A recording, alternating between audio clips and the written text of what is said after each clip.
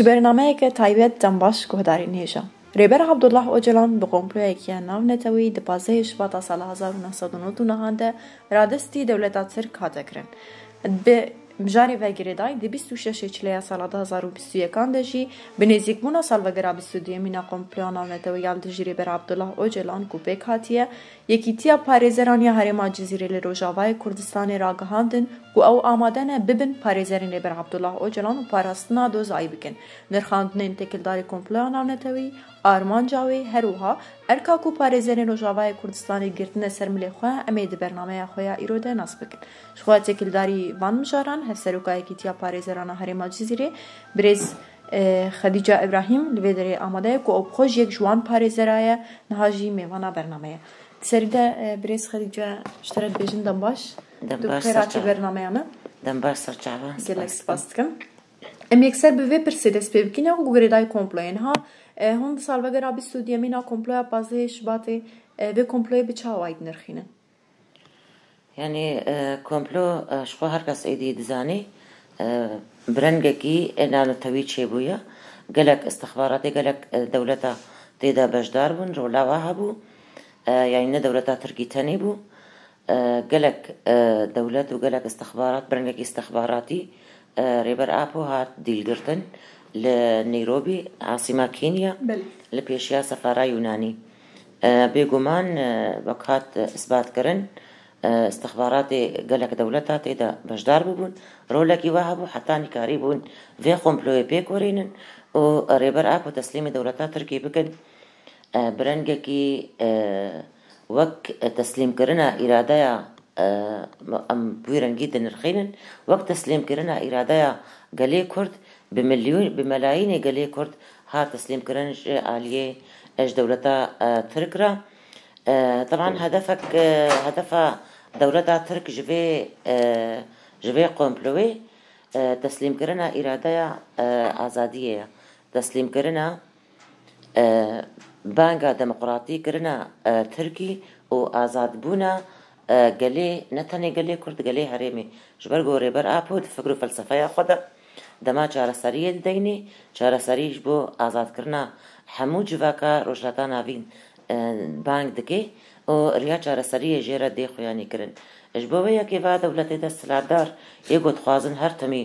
ev civaka rojhilata navîn bin destî wa bimêne karibin istiqlal bikin heta jî heme awaya were istiqlal kirin û dibin seytera û istiqlal awa de bimêne tirseka wa ji vî fikrî wê felsefeyê hebû ji bo vê yekê ji binê xatirê lêl ber bigirin fikrê rêber Apo belav nevê rihê azadiyê belav nebe di vê civakê de jin azad nebe di vê civakê de ji bo vê yekê komployek bi vê rengî hat pêkanîn û rêber Apo dîl hat girtin weka hedefekî wa jî wek dibêjin enû fikrekî di menbe'a wê de biçikênin di kehniyekî di menbe'a wê de biçikênin di çavkaniya wê de biçikênin dema rêber Apo bigirin ji bonî ev civak azad nebe û ev rihê azadiyê bişkênin di vê civakê de em bi vê rengî vê komployê dinirxînin. Belê. Niha ez dixwazim werim ser xala duyemîn em ê dîsa vegerin ser komployê niha xala duyemîn ya ku me destpêkê jî anî ziman hûn weke parêzerên Rojavayê Kurdistanê we erkek girtiye ser milê xwe ku we tê de gotiye em amade nebibin parêzerên rêber Abdullah Öcalan û mafiyê biparêzin. Tu dikarî hinekî bi berferehî ji me re behsa vê gava ku we avêtiye bikî yanî çi digirê nav xwe we bi çawayî ev daye diyar kirin? بێگومان دەما سەرۆکاتەیە تەسلیمی تورکی بوو محکەمەیەکە شەکلی ژێرە هاتکردن یعنی ئەو محکەمات بێژی حقوقی و مافی ئینسانێکی گرتی وەرێ پاراستن کاربێ دیفاعا خۆ بکەی برنگێکی قانونی ئەف تشت چێ نەبوو محکەمە گۆژێرە چێ بوو محکەمەک سووری بوو شەکلی بوو سیاسی بوو ت ئالیێ پاراستنە حقوقی ئینسانی گرتی تێ نەبوو پشتی وێژی يعني روشاغو تيدا بن بيكرنا ما فهم روفايا يعني روشاغو ريبر أبو تيدا جيان دكي وحكمي السروي هاتي برين تجريدا قول السروي هاتي فرس كرن أفهمو بن بيكرنا ما فهم روفايا جبويا كي أم بينند آلية حقوقي دا يعني للأسف الشديد تم منظمات حقوقي وإيه ناب دولتي بن يعني إيه يعني ت دنگ خونه کرن نکاری بون وی بن پیف کرنا ما فهم روفا وما في إنسانك دي القرتي قاربون جارسرية قانوني جير ببينن محاكمة عادل ريبر أب ورا كرن محكمة ما في مروفاي أوروبيجي طلبي إعادة محاكمة هالردكي يعني حتاني نها بيستو بيرانينا بيستو دصالية صار تشيبو تفلي ويجي هيجي طلباتي واني تينا رد كرن هيجي دبن تجريدك هي وكا إنسانك دما يعني حوالي نورمال دما ملفت بمرحلة تحقيقي دما كورتا تجريدك صار مثلا أو إنساني قرتي ما في هفديتني بمعلباتي رفلان رحنا كيتي كيم كرن جبوني ملف تحقيقي ده يعني أبدا وضعي نورمال ده أما بيستو دصال وحكمك نهائي صار هاتية برين هيجي تجريد وهيجي محاكمك عادل شي نبويا أم بين تشتكي يا براستي قلك يا خرابة سوجك لصار دولة تركي سوجك قانوني وحقوقية حكم جناهات يبرين حكم جناهات يبرين يعني حكم هات يبرين جي محكمة كسوري وشكلي بهات يبرين محكمة حقوق الإنسان الأوروبية جي طلبات إعادة محاكمة ردك جبوية ما وقت كتاب هارزاري هرما جزيرة ده 2016 هذا ما ويدا ميدا جي اعلان كرن سهو بينج باريزر ما خو اعلان كر وك باريزري سروك ابو ما هولداني خوجي هناك هولداني ما غبون جبوني درباسبوني مهرن عالية تركي لبيشيا سازية واني عدالتي فلانة ام كاربن كاركي بكن جبوني روشاوي وري قهرتن هناك مكاربن يعني مسلك حقوقي لي وري كذا كي بدن مخابن او كاري مجي هناكي لوازمة طبعا أسباب نجي قريداي درباسكرنا سينور وفلان بون أم وقت بيجي أم تبلي نابا قرين في موضوعي أما أم وقت بيقو ميتا باريزر ياكو خوا إعلان كري باريزريري أبرابو مخابن كاريمة جي هناكي لوازمة يعني أما تبلي كاراد بون تشتي لازم تبوجبوني ريبر أبو وقت خيانية شاندنا نامايا جبون سازية نابنا توي مدريا بنابي كتيا باريزارا بكشتيت هات كرن نبنابي قوميتي جبو وياكي مخص ام جنوبرا بيكاري وغرين چالاك بكن لأم طبعا ايرو نها حمليك لصر آستا هريمي صر آستا جيهاني جي چيدوي جبوري ابر ابو آزادية فيزيكي جبو آزادية فيزيكي حمليك كومكرنا امزايا هيا مصر بيرابوها حمليك سوري هيا حمليك أوروبي هيا أم جيوك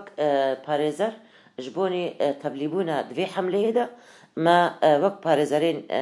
طبعا باريزر السر آستا باكو رجلاتي سوري بوي حملة رادبن لهر يكيتيا ما بينجن يكيتيا باريزر هريما جزيرة هيا يكيتيا باريزر لكوباني هيا يكيتيا باريزر لرقة وطبقة ويكيتيا باريزر المنبج يكيتيا باريزرين عفرين وشابايا بله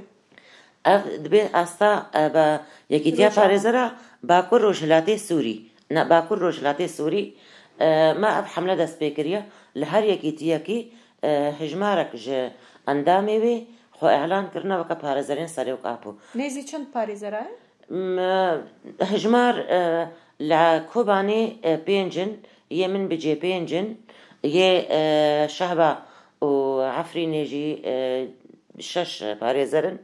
يعني از تخمين دكم جمار بلكي ناقلكي يعني راس بيش بر انها هفسروكاتيا هريما هفسروكاتيا يكيتيا باريزرين باكوروش لاتي سوري هفالنا مدكن راسي آقاهي يعني ايه تأكيد كري اونينن لأموك يكيتيا باريزرا الهريما جزيرة بقشتي باريزري ديكيتيا دخو اعلان دكن وك باريزرين ريبر ابو چوري خواستن دالي حقوقي دا جبوني آزاد کرنا ريبر ابو شكاندنا تجريدي لسر ام بفيرنجي وقت تبليبونا مد حملة دا خورت کرنا قومي تايا ما يبري ام بفيرنجي اما خو اعلان كريا بيقو من المحكمة تركا ام نما كان ايدي دوسيا بكن لي ام ايرو دكارن شبكن وك باريزرين يكيتيا جزيرة ام دكارن دريا سازية وك سي بي تيرا وك هيومن رايتس را وك قلق آلية منظمات حقوقي اينا بدولتي هم ايقري داي بنتوين يكبويفا هم جيين منظمات حقوقي یه سربخوا یه جیهانی ام دکارن دریا کسایتین علاقه داره ام دکارن نماج واره ری بکن ام کارن لسر وی ملفی ام چکار بن بکن دالی حقوقی ده یعنی ام و سوجين دولتها ترك يم بكرنا ما في ريبر ابو ببيرا يعني الشخص ريبر ابو ده او وكا جزاكي ددن تنتوا كرد بقشتي دما ريبري نتواكي قرتيبه دي القرتيبه ما في ورن شو ساندن ما في ورن بن بيكرن او الشخص يويدا ما في قلي بن بيدكن ما في قلي ايرو ريبر ابو استا ريبرتيا قلي كرتني نمايا ايرو مكارن ببنا بكن ريبري قلي بندستي نوشلاتا نابين يعني قلي بندستي لحمدن يا يجبرقو ده فكروا فلسفة يا خدا ده نظرية خوي فلسفي ده چارەسەری يجبو حمي قلي بندست لكو دريبي لسر جهاني او چارەسەر دكي ري نيشان دكي ريا چارەسەریه جبو وياكي ايرو نتني ريبري قلي كرد ريبري قلي بندستي بتايبت جي قلي روشلاتا نابين جبو وياكي دما جزايك لسر بيكتي او اف قلايا قلان ايقو بمافيوا دعوة مافيوا دكي وبتايبت جيجن ام جاردي بيجن بتايبت جن جبرقو هري دفكروا فلسفة ريبر ابو ده يقو تمييز دكي جحمو فلسفة ونظرياتي جارسرية اي برينها درباس بونا ريبر ابو تركيزاوي لسر ازادية جنية جبر اساسي فكريوي دبيجي ريا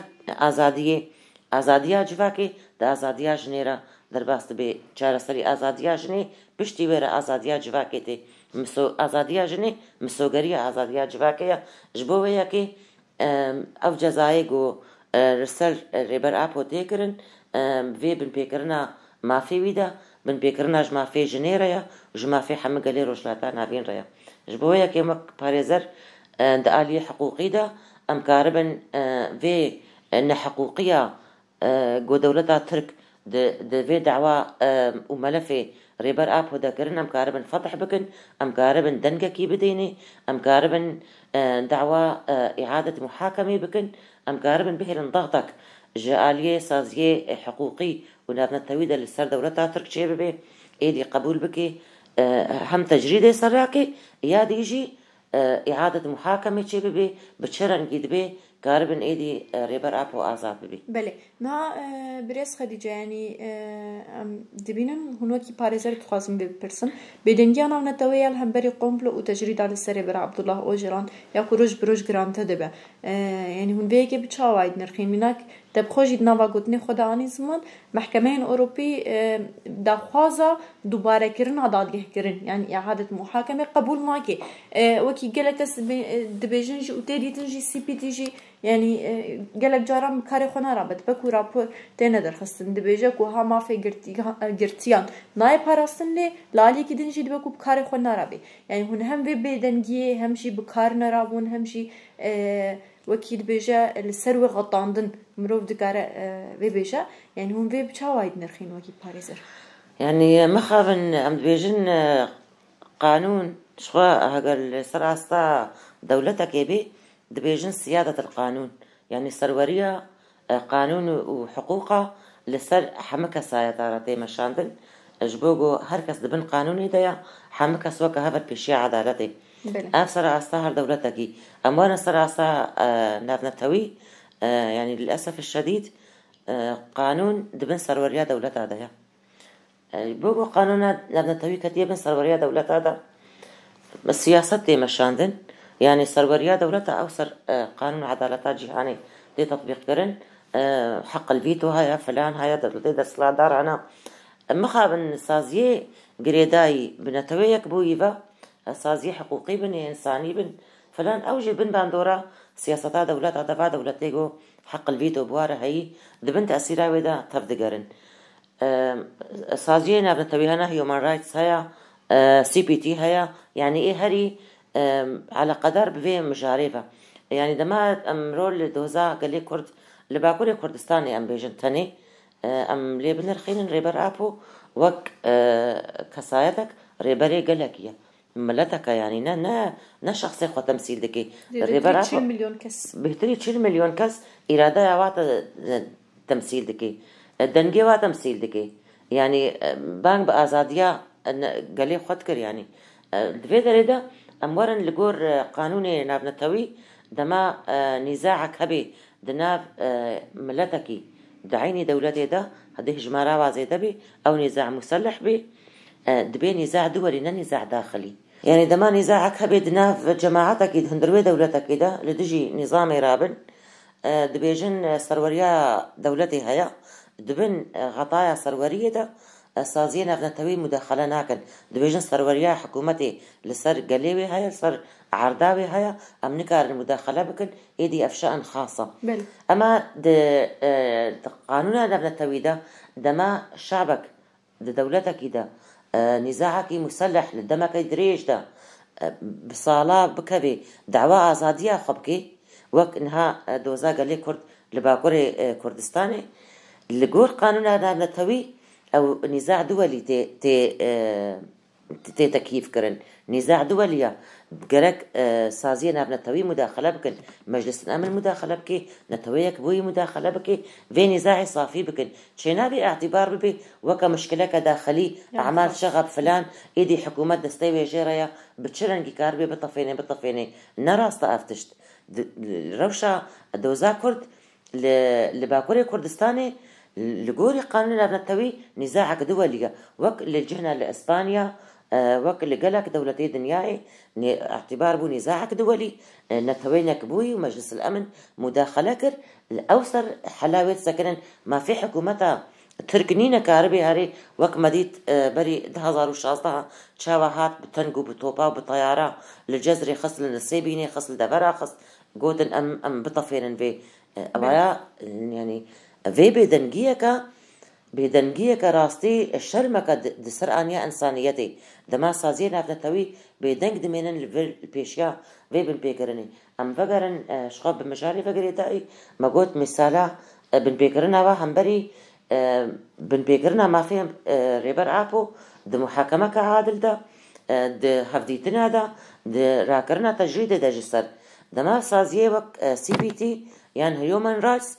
أرككي فان سازيايا CPT قالك هر سيحي وزيارتا حبسي بكي لقور أركيويني مسؤوليتاوي وك سازيك پارستنا ما في قرتيا قالك هر سيحي و هري روشا قرتيا سياسي بشوبيني رابوري خواه اشكرا بكي جرا كاندنا قشتيرا مخابن يعني بصال دچن دبن بصديبي خو بيشاندان چه دبن بانگ دبن نامه دچن جوان را حتاني درابن دچن زيارتك يدكن او زيارت شي دبن چعفديريا حكومتها تركي ديا رابوري وي دچيش حكومتها تركي را تفتيش دكي بشتي ويرا بچندي هيبا حتاني جنوب رتين راكاندن برنگكي راستي مخجل رنگكي مخزي يعني اف بدنجيا فاسازيا التأكيد دكي يعني حمكي بن باندورا السياسة دكاري خودكن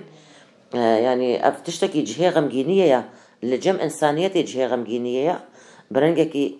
هجر اف سازي يجو هاتنا تأسيس كرن جوا باراستنا ما في إنسانا ما في قرتيا ما في جواكا بفيرنجي كاري خودكن راسي تشتكي جهة غمجينية في بدنجيا سازية مروفاهي وسازية نابنتوي حقوقي في بدنجية دما بن بيكرنا ما في ريبر آب ودا بدنجمان ريدان دولتا ترك ايدي راستي وكا تغول بيرا تشيبي يعني وكي شوقكي كسك دانا دولتا ترك ايدي تشتكي يعني وقت دستي تبتريا اذنك جيرا اذن دما يعني بملايين إنسانة جده بصالة نوتونا هذا حتاني إيرو بهزاري خبيشاندنا بمليون إنسانة دردكفن دبيجن ما في ريبري مايا ريبري فيكاليا ما في ويتيبن بيكرين محكمة عادلة مجرد خوازن تجريد جسر راكن أما حمكس بيدنجا سازين ابن التوي بيدنجن جبوغو بيدنجن أفقى صالة دواكي كسكا وك إشارتا كسكا وإذنكش دولتا تر إيدي تشتكي بك دستيت اشترايا جبوياكي إيريشي باكو رجلاتي سوري دكي إيرو أم دبينن أفسري 3 ساڵە دعفريني دا چخای سیکر ده حقی دولتا سوری بخواد بن پیکرنا سروریا دولتا کی دما پارچه کی جعرده وینا کی تقریبا داگرکریه ده حمی شوازی سوج شر ایگو ده حمقان ده برنگه کی هری بلوق دولتا ترک ایرو دریا ارتشا خدا و آلیگریه وی ده عفرین ده چید بید سریکانی ده چید بید همه باکر رجلات سوری ده ایدی ایریشی جیش خودشیانی لیبیا